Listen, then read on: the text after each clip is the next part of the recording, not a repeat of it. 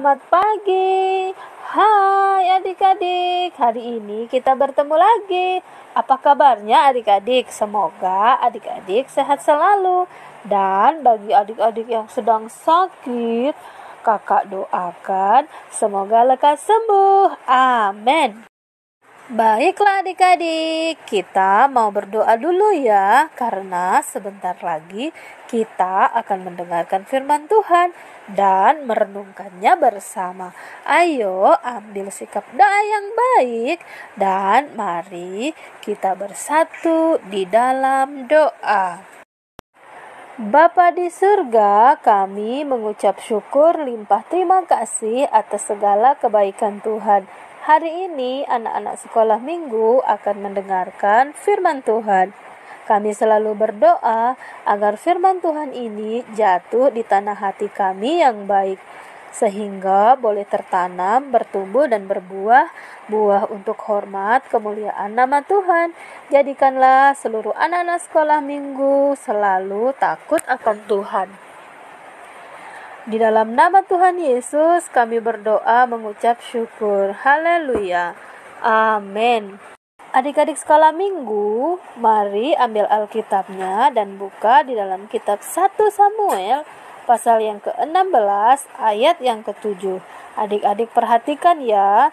Tetapi berfirmanlah Tuhan kepada Samuel, janganlah pandang parasnya atau perawakannya yang tinggi, sebab aku telah menolaknya. Bukan yang dilihat manusia, yang dilihat Allah. Manusia melihat apa yang di depan mata, tetapi Tuhan melihat hati. Adik-adik sekolah minggu, setelah membaca ayat ini, adik-adik pasti tahu kakak mau bercerita tentang siapa. Ayo, siapa yang tahu? Iya, benar sekali adik-adik. Kakak akan bercerita tentang si gembala domba, yaitu Daud yang dipilih Tuhan untuk menjadi Raja Israel menggantikan Raja Saul. Pada masa ini, Daud masih remaja dan masih sangat muda. Ia dipercayakan oleh ayahnya untuk mengembalakan kambing domba di padang, dan ia bertanggung jawab untuk menjaga kawanan kambing domba itu dari serangan hewan buas. Daud adalah seorang gembala yang pemberani, bertanggung jawab pada apa yang sudah dipercayakan kepadanya. Daud sering sekali mendapat masalah saat menjaga kawanan domba ayahnya. Hewan buas menjadi ancaman besar bagi kawanan domba Daud. Jika Daud sedikit saja lengah, maka kawanan domba itu akan masuk di dalam bahaya. Tetapi Daud adalah orang yang bertanggung jawab dan berani melawan hewan-hewan buas itu, sehingga di dalam penjagaan Daud, hewan gembalaannya menjadi aman. Samuel sedang berduka dan sedih hatinya karena Raja Saul yang dia urapi dahulu menjadi raja pertama di Israel. Ia telah melakukan pelanggaran terhadap perintah Allah. Ia tidak taat adik-adik. Karena hal itulah Saul telah ditolak oleh Allah sebagai Raja Israel. Kemudian datanglah firman Tuhan kepada Samuel. Samuel diperintahkan untuk mengisi tabung tanduknya dengan minyak untuk mengurapi seorang raja yang baru untuk orang Israel. Dan ia harus pergi kepada Isai, orang Betlehem, karena dari antara anak-anak Isai inilah Allah akan memilih salah satu dari mereka untuk menjadi raja yang baru di Israel. Samuel menjadi takut dan khawatir apabila Saul mengetahui rencana kepergiannya ke Betlehem. Apalagi kepergiannya itu adalah untuk mengurapi raja yang baru, untuk menggantikan Saul. Pikir Samuel apabila Raja Saul tahu bahwa ia telah mengurapi raja yang baru dan menggantikan posisinya sebagai Raja Israel saat ini, maka Saul bisa saja berbuat nekat dan nyawa Samuel dalam bahaya. karena Saul bisa saja berbuat nekat dan membunuh Samuel. Tetapi Tuhan Allah telah menyediakan sebuah alasan yang kuat supaya dengan aman Samuel bisa pergi ke Bethlehem untuk melakukan tugasnya, yaitu mengurapi raja yang baru. Adik-adik tahu alasan apa yang Tuhan Allah berikan kepada Samuel sehingga perjalanannya aman? Yaitu sebuah alasan untuk Samuel, bahwa Samuel pergi ke Bethlehem untuk mempersembahkan korban untuk Tuhan. Ketika sampai di Bethlehem, Samuel menguduskan semua keluarga Isai, termasuk semua anak laki-lakinya. Samuel juga mengundang mereka ke upacara pengorbanan untuk Tuhan. Bapak Isai memiliki 8 anak laki-laki, yang pada hari ini salah satu dari mereka akan dipilih Tuhan untuk menjadi raja baru di Israel. Isai kemudian menyuruh putra-putranya itu lewat di depan Samuel. Mula-mula Samuel begitu kagum kepada Eliab, anak yang tertua. Tetapi Tuhan berkata, "Tidak, bukan dia yang kupilih."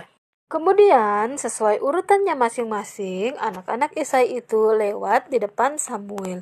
Anak yang pertama, kedua, ketiga, keempat, kelima, keenam, sampai anak yang ketujuh. Tetapi anehnya, tidak ada satu pun dari mereka yang dipilih oleh Tuhan. Nah, bukankah Tuhan sendiri yang mengutus Samuel ke sana untuk mengurapi salah satu dari mereka untuk menjadi raja? Jadi, siapakah sebenarnya? Apakah Samuel salah datang ke rumah bapak yang bernama Isai? Adakah bapak Isai yang lain? Dan siapakah anak Isai yang dimaksud yang akan diurapi menjadi raja yang baru di Israel? Siapa kira-kira ya adik-adik raja baru di Israel? Nah, kemudian Samuel bertanya kepada Isai, "Hanya 7 inikah anak-anakmu?"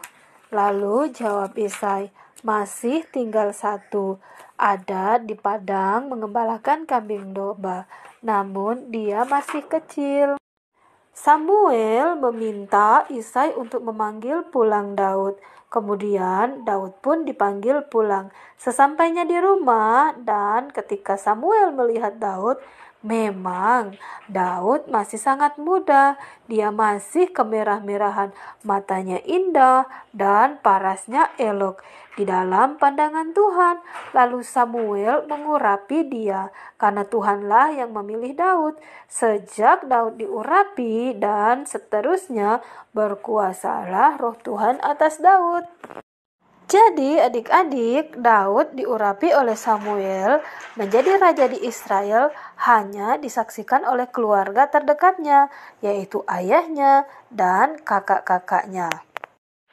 Nah adik-adik, dari kisah Daud diurapi menjadi raja dan dipilih oleh Tuhan, kita bisa belajar akan 3 hal ini, yaitu pertama, Tuhan menghargai hal-hal yang kecil, yang sering kita tidak anggap penting. Adik-adik, kadangkala kita berpikir lebih besar berarti lebih baik. Kita berpikir orang-orang yang berbakat itulah yang dipakai oleh Tuhan. Tetapi kenyataannya adalah Tuhan memperhatikan yang tampak kecil dan yang seolah-olah tidak penting di hadapan manusia. Contohnya kakak-kakak Daud, mereka lebih tua, lebih berbakat, lebih banyak pengalaman, pandai. Sepertinya merekalah yang cocok dan pas menjadi raja menggantikan Saul. Tetapi kenyataannya bukanlah mereka yang dipilih oleh Tuhan, karena Tuhan justru memilih Daud yang masih muda dan tidak berpengalaman. Yang kedua, Tuhan memilih, Tuhan juga yang memberi kesanggupan. Daud diurapi oleh Samuel pada usia yang masih sangat muda, masih remaja, tidak berpengalaman, dan minim pengetahuan. Tetapi ketika Samuel mengurapi Daud, sejak saat itu berkuasalah roh Tuhan atas Daud. Jadi artinya Tuhan memberikan Daud kesanggupan atau kemampuan dalam segala hal yang ia kerjakan, karena ia telah dipilih dan diurapi oleh Tuhan. Dan yang ketiga, Tuhan memilih namun tidak terburu-buru. Adik-adik, Daud diurapi menjadi raja pada masa mudanya. Masa ia masih remaja, tetapi Daud tidak langsung memerintah atau menjabat sebagai raja. Daud harus menunggu dalam waktu yang sangat lama, bertahun-tahun. Dan dalam tahun-tahun itu, Daud banyak menghadapi proses Tuhan. Sungguh waktu yang lama ya adik-adik. Tetapi karena kesabaran Daud, awalnya Daud tidak berpengalaman, minim pengetahuan. Pada akhirnya Daud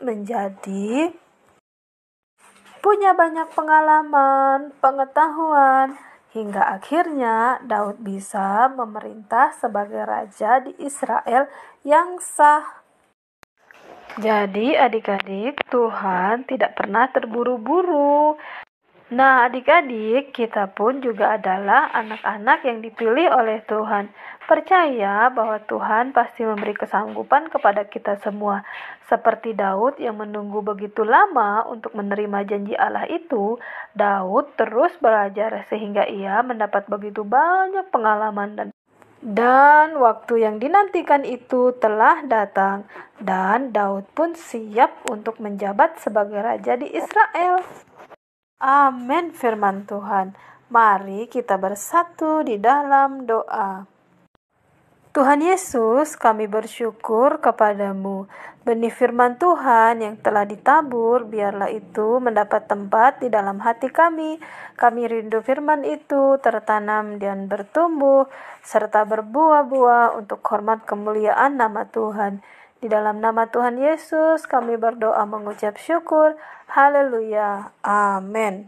Adik-adik, terima kasih adik-adik telah mendukung channel YouTube ini. Bagi teman-teman yang lain yang belum subscribe, silakan di-subscribe dan aktifkan lonceng notifikasinya.